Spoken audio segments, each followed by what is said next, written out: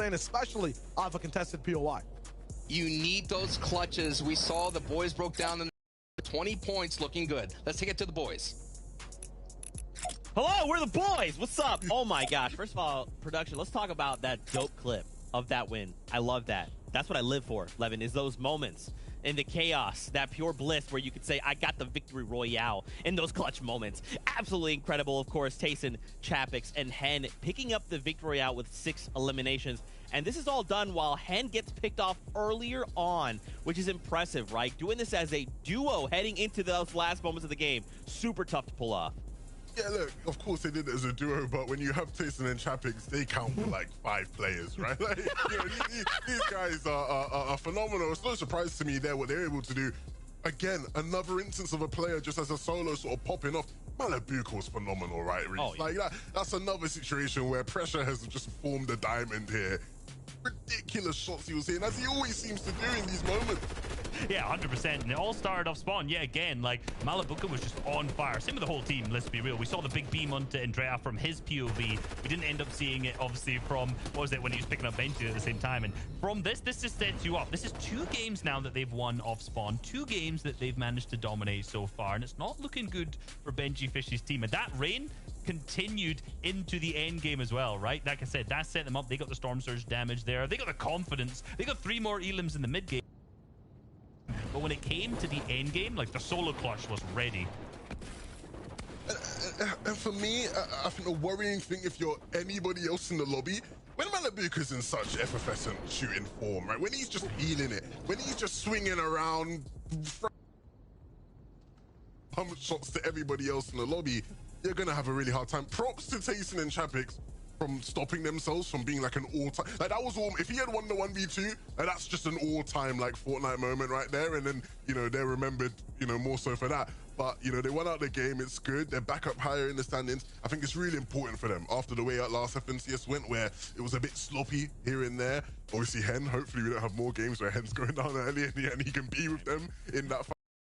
But yeah, it's a good start from these guys, definitely. I mean, it's also important that the fact that since they lost 10, they were still able to capitalize on that, right? You know, I'd say potentially previously in Season 8, I wouldn't have had that confidence yet in this team, obviously, when they were with Reason instead of Hen. But they were still able to work as a duo so efficiently. Chapix picking up 6 eliminations total. We saw the 3 in the feed go down, just one after another, after another, after another. He hit the huge pop-off and clutched that up big time. And obviously, that ended up winning them the entire second game.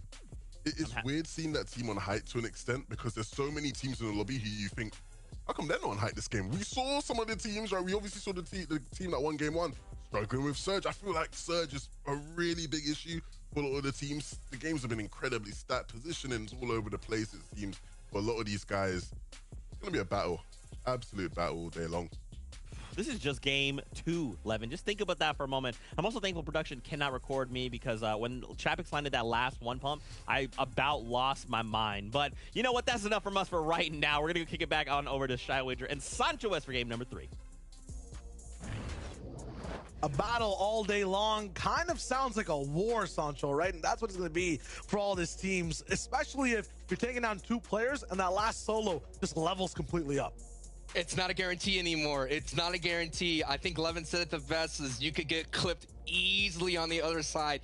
Everyone has the skill, everyone has the mechanics, everyone has that clutch gene to be able to pull out the impossible. And we saw it so many countless times, and what a fitting way to close out this year of FNCS with Grand Royale, the most skilled lobby so far since, I guess, what, the primal season that we have here. So much excitement has already happened, and I cannot wait. We're gonna get some good clips out of this one.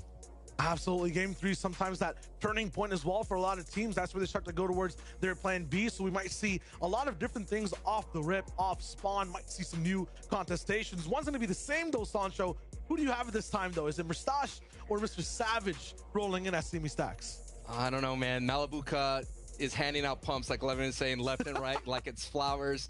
I mean, I want Andretta, Savage, and Benji. I mean, it's just showing you that whoever walks out of that power position, that power POI, will do well. It's just historically has developed many FNCS champions out of it. So if Andretta, Savage, and Benji could just get off the mat, they could get rolling, they could definitely have something here. But it has to start now in game 3. I mean, yes, you could rely on that day 2 where all the points are doubled, but at the same time, Malibuca could double the points on you, and you become easy from a 2-point to a 4-point. It's game 3, folks. We're gonna have the ball. We'll see that fight actually drop off later as the bus starts all the way from the bottom side of the map, but at the same time, lots of different teams will be looking to land and hold on to their lead. We have Hen, Tace, and Chapmix all the way at that top spot, 80 points. Kefi, PKR, and Melody rolling in just 9 points behind them, and then Michael, Astro, Verox, they started on top at height, and they stay inside that top 3. The only engagement right now that will be happening early, we'll keep an eye on the feed, is the Misty Meadows one between Analix and Floki's trio. They tend to split. Floki tends to retreat. Well, we'll keep an eye on that as Michael takes a knock on Patrick. That's a Dirty Docs engagement as well. That's kind of happening. So we're seeing all these engagements. So far, Michael's trio is winning Dirty Docs handily. It's cool to see that fight as we roll in as well.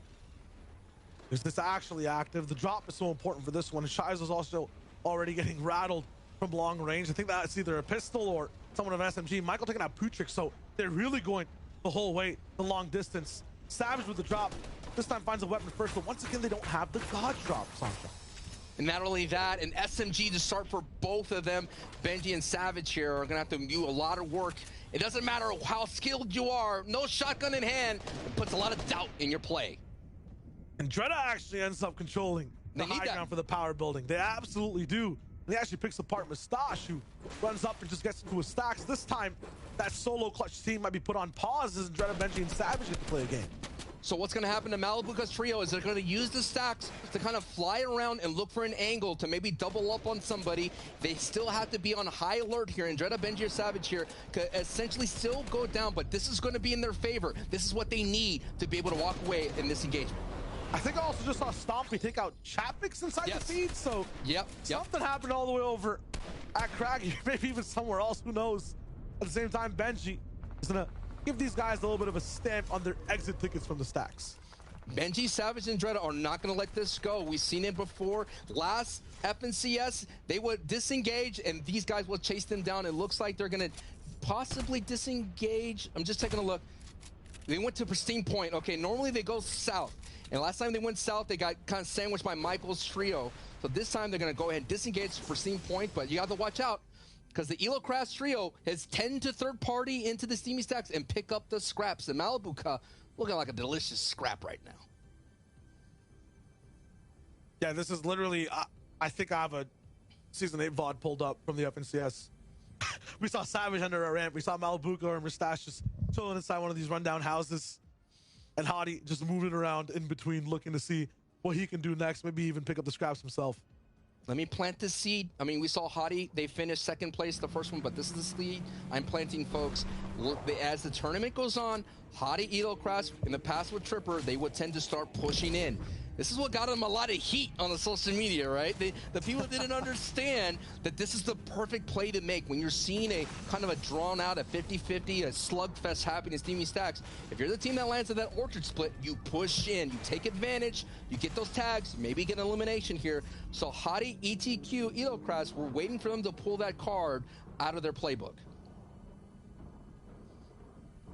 I think they definitely understand that something is slightly off right now.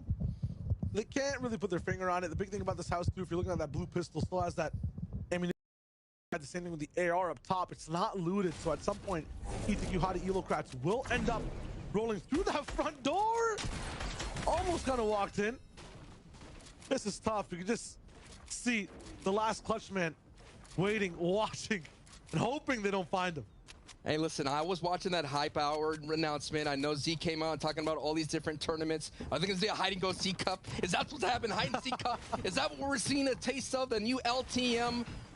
No, that's not true. Listen, we don't know anything. Casters, we don't know anything. I was just as surprised for all the announcements, but I am so excited for the duo that's going to happen as the Asian FNCS champion goes down. But Malibuca, he's here to fight Shio. I'd be looking for this Elam, going to be huge to just get a few points in that this team would be strangers to losing off spawn. Another big shot on the Elo Craft. Hold up, Malabuka. Oh, yo. I realized it just popped off in that last end game. It's not the 9th zone anymore. You can relax. Just go down silently, slowly. Be a normal solo player for once, please. Or do the impossible. You got 4 shots, you got 3 heads, and a green pump. I mean, the odds weren't stacked even anymore against your favor. I'd be surprised, but there it is. ETQ with some fancy little edit play. Keeps it simple, keeps it secured. Alabuka still hot, overheated after that last game. I don't know. I mean, he would have to go to that primal season, use some animal bones or something to upgrade into some kind of primal weapon we haven't seen, or get a sideways tech that I don't. Someone had to save him. You know what I mean? That was not going to happen. But what's interesting to see, Tayson, Chapix, and Hen are here. They already talked about it on the desk a little bit. Hen missed out on the last FNCS. Hen's one of those big names that everyone loves, is a big fan favorite, and to see him combine with Tayson and Chapix, that's going to be an exciting thing, you know. Tayson going for the 4th FNCS champion, Chapix going for another FNCS trio champion. So that's what we're talking about, the skill of this lobby. There's a lot of FNCS champions roaming around. Deox also rolling in. Crow and company. I mean, this trio looks so good. Last FNCS, the Spaniards overall just kind of not really contesting, you know, Seti Kami Teak, but landing beside them in the first game, swapping over to the left side of the map, maintaining the pressure all the way from Believer Beach and making sure nothing's going to stop them whatsoever. They're really a force to be reckoned with. Just a quick thing, yeah, I agree. They had a great day 1. They finished 10th place last season. They're the kind of team that will pad for height out of nowhere, so they're very dangerous to watch out for. Look at the danger to watch out for here, though. This is the isolated fight I'm talking about.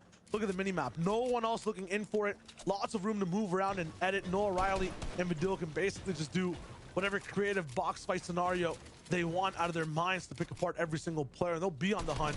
DKS now showed a little bit of his shoes exposed inside all these boxes as he moves around. Look at the mats they force enemy teams to use. They've used absolutely nothing to catch up the entire time. No one is around to stop their driving force into this fight.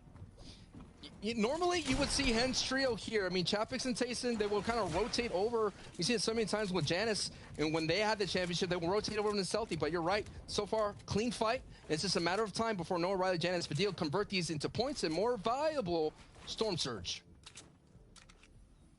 Not going to go completely all in from it. And this is kind of like the evolved Noah Riley, Vidil combination rolling in. Usually you see them just completely throw everything for that fight across a couple zones, especially if they know it's a team they can win against. This time, restrained. I think they learned that in season 7 overall, knowing exactly how to take fights and then back off, disengage, and actually play a game out instead of just playing a fight out. It was day 2. It was like, wait a minute, is it an alien that took over these guys?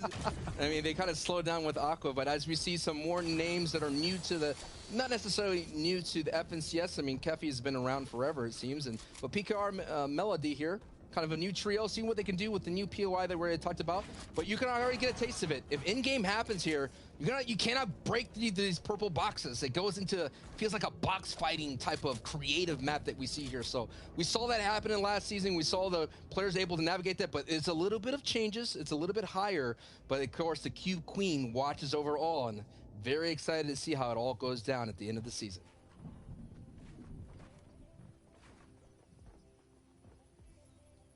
Say those pyramids were built in 20 years, eh?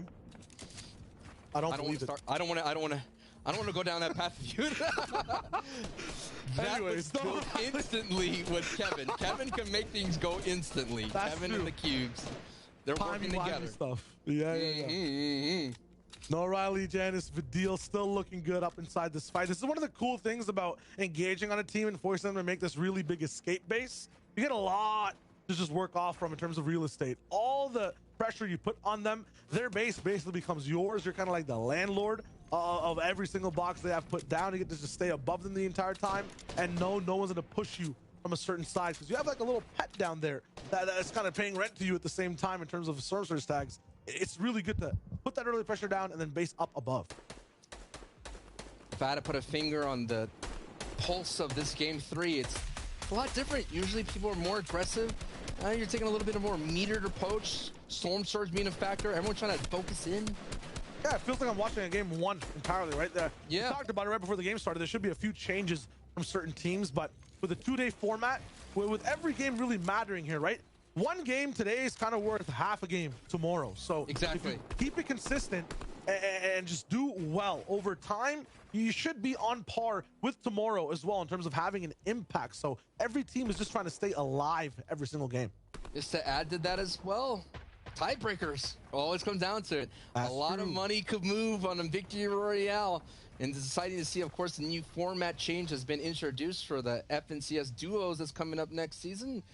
You know, we'll see what happens here. You know, maybe the teams are getting used to trying to work for that. But regardless, right now, I think what's happening is they're still sticking to the plan. The game one plan is still intact. Like I mentioned earlier in the cast, you're going to see the names kind of centralize their positions, trying to use this way. It almost feels like I'm watching NA East a little bit, right?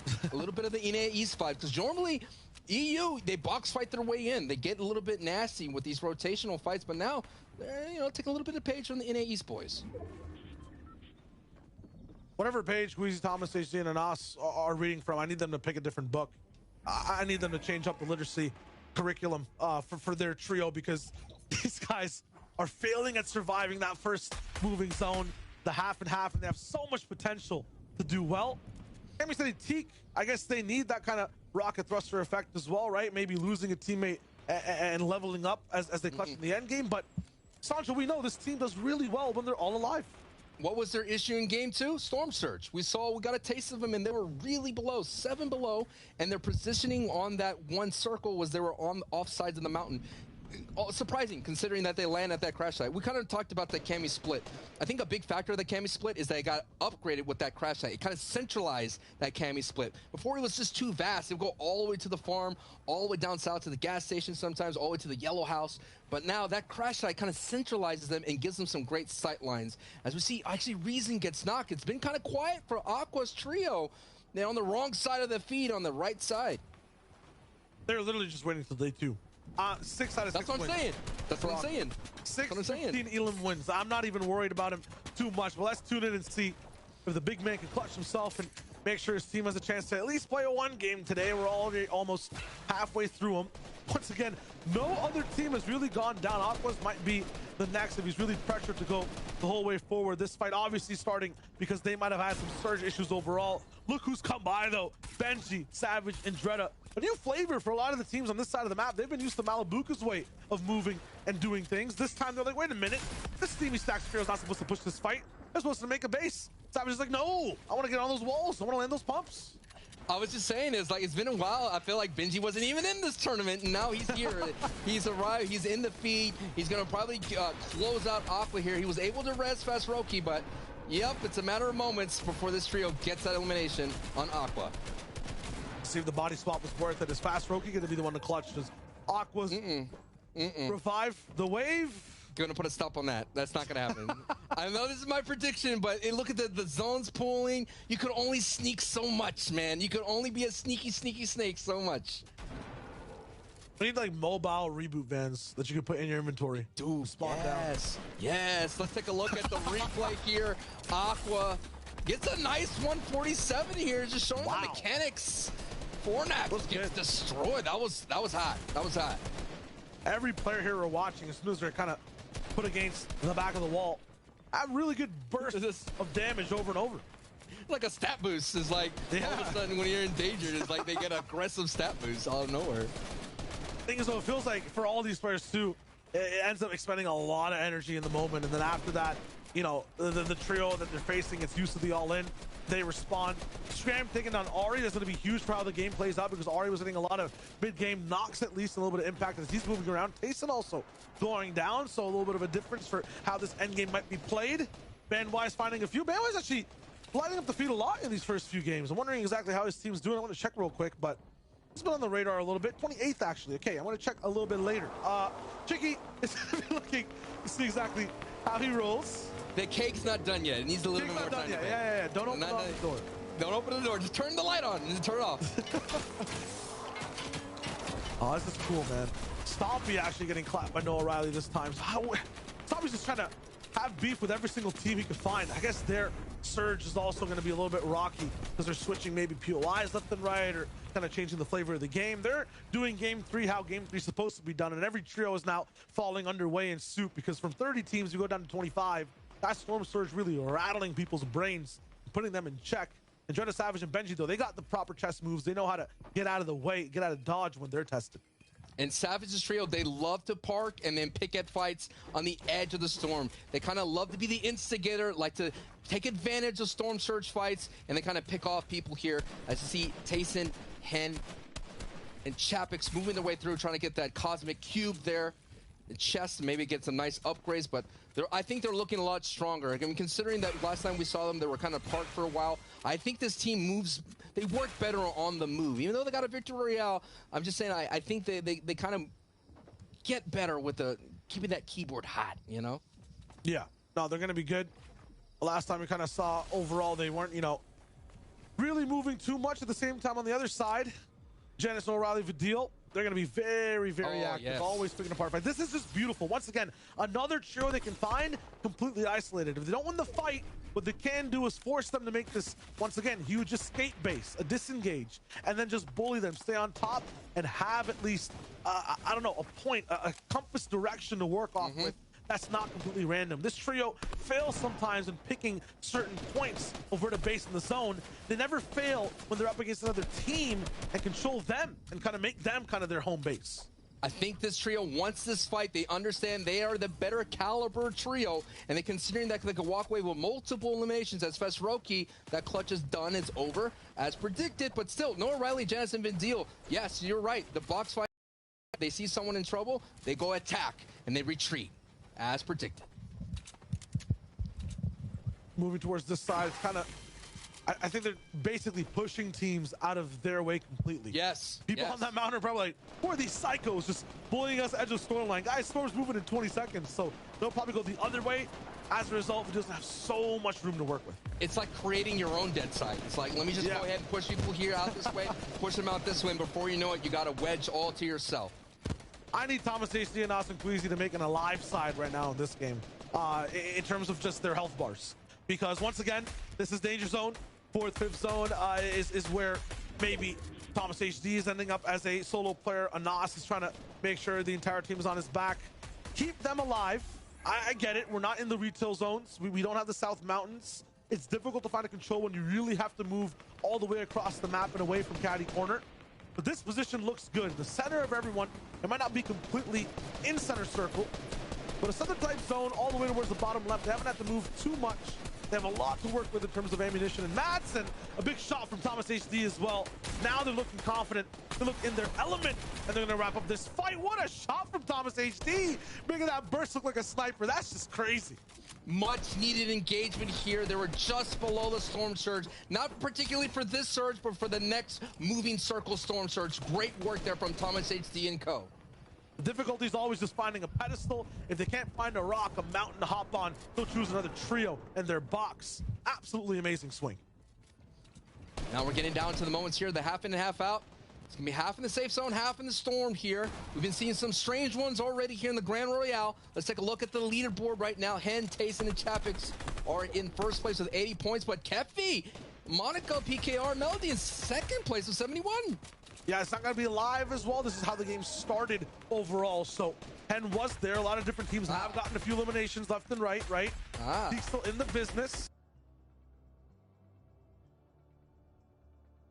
Stompy out in 7th place, so what it looks like as well.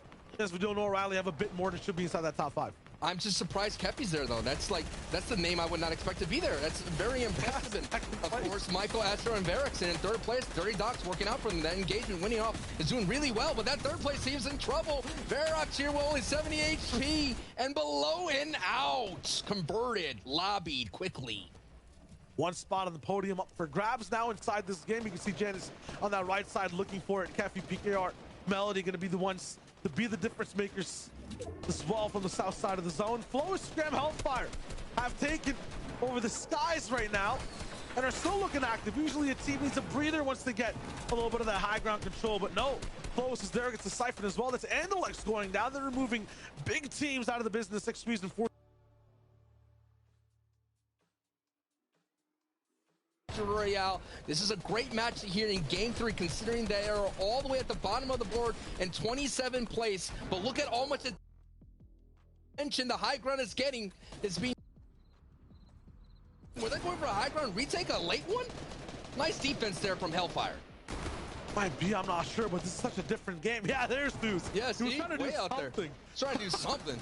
Some form of desperation. Usually a lot of actions happening in low ground, and that's where people are struggling. In this game, it's all high in the mids that are making these fights happen. Thomas HD picking up Joe Nada, making sure his lair is still also completely clear.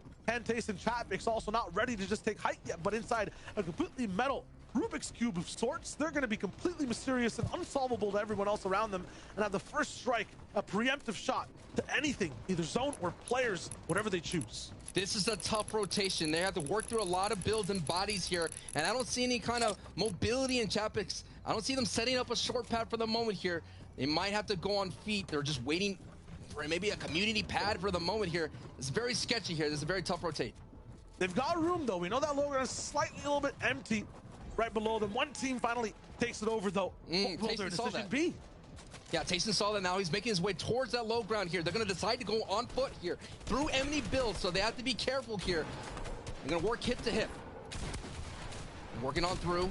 Oh, all of a sudden, someone right behind them. The enemy builds are all applying the pressure here. Hen is going to have to go for the layer switch, but Hen is paying the price because the rest of the lobby is now focusing up on them. He has the heals, and now the pop-up here, yes, finds that community pad and saves it grace and flies through the air. Hopefully here, they're going to have to find a way, Shio, to get all back together again because they're separated, and now Chatvik's goes down.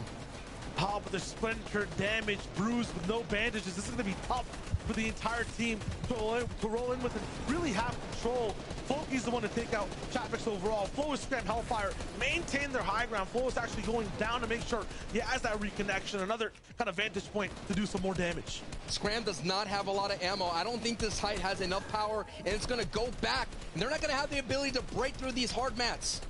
Don't be distracted though by high ground. On low, looks like Seti Kemi take out Savage and Benji Fishy. Fork as well, who's a crazy in terms of endgame phenomenon, is going to be stopped before that starts. Savage is still alive, just took a little bit of damage, and Thomas HD and Queasy have also just been trucking through all their builds, not really taking any damage at all, and still popping off. I like this mid-ground layer, but you got to watch out there. They don't have a lot of hard mats, and all of a sudden they have to get pushed down to a lower level. I was about to say the mid-ground for Anasis Trio is perfect for them, but considering now they got pushed down further, it might go right into the arms of Cammy's trio.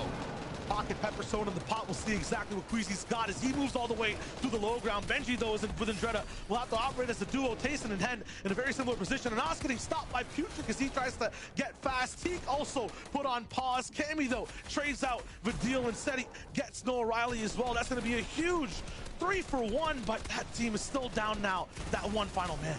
Seti is going to clutch again. Seti is definitely going to clutch and have the ability to get into a top 5 finish. Book it. That's what's going to happen. But now we're focused here on Tayson and Hen. Have to operate as a duo in extremely low materials. A refresh is needed. In this final zone, 2 Weeping Woods, all the builds, some of the trees earlier on, blanket the entire low and mid ground with shade. Thomas HG trying to shine on a flashlight, and it's bright all the way.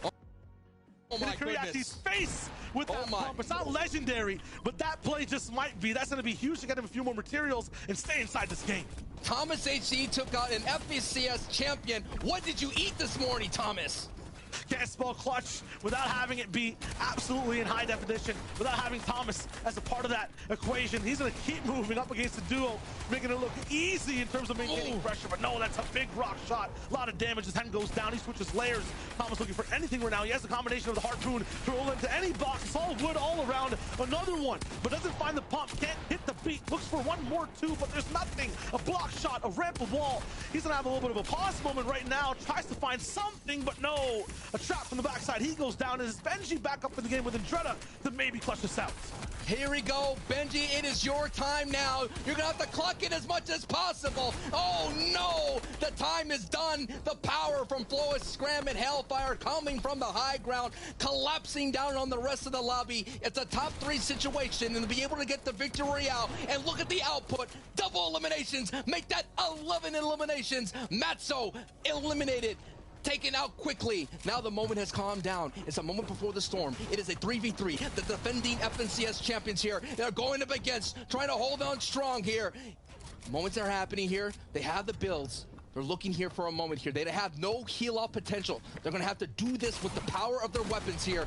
Teak realizes that he cannot be a siphon for anybody for the moment here. Flow is Hellfighter. Now it's a battle between Cammy. Cammy does have the splashes, and Cammy does have the skill. The defending FNCS champions survive and take away game 3.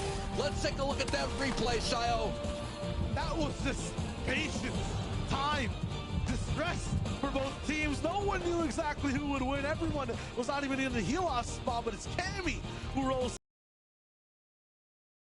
for the previous season. Some of the most consistent in this grand roll that we're watching right now.